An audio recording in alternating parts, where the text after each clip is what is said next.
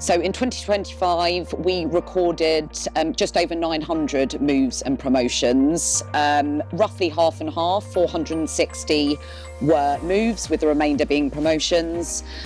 This shows not quite the levels of intensity that we saw in the post-pandemic years, where there was a real big boom in hiring, but it does show an uptick in what we saw in 2024 generally, which is hopefully really promising.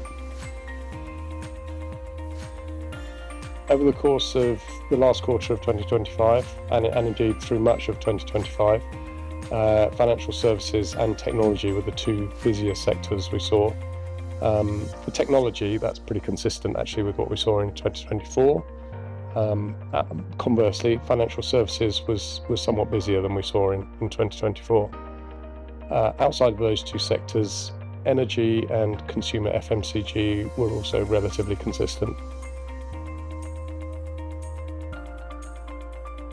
So quarters 1, 2 and 3 did remain the busiest in terms of hiring and promotions. That tends to be the case generally because of pent-up demand released at the start of a year, and also new budgets coming into play at the beginning of a year. Q4 was slower, and again that feeds into general market trends that we see. That's because towards Christmas, internal processes slow down, and it's often the case that new searches with regards to recruitment will roll into the next year. So predicting 2026, as we sit here now at the end of January, is relatively difficult, but actually I'd say that we've had a very good start to the year. We've had the best January we've had for 3 years on the in-house team, so that hopefully bodes well for 2026.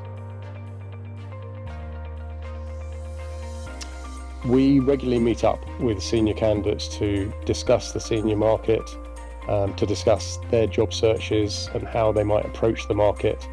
If you'd like to meet up with either Ellie or I to discuss the market, if you'd like to receive a copy of the report, please do get in touch with us. Our contact details will appear on a slide at the end of the video. Right.